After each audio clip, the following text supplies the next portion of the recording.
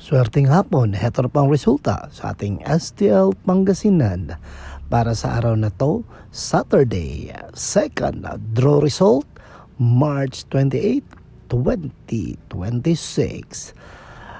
Ilabas nyo na mga STL tickets nyo at heto na, ibibigay ko na ang resulta. At para naman po sa ating STL Pangasinan, second draw result, ang resulta ngayong hapon ay ang mga numerong ito. Reminder lang mga ka-STL, dapat lagi lang tayong kalmado at mahinahon para hindi tayo makagawa ng mga bagay na ating ikakasira. Okay? Mag-ingat kayo palagi. Don't forget to subscribe Purple Green TV. Paki-like at share po.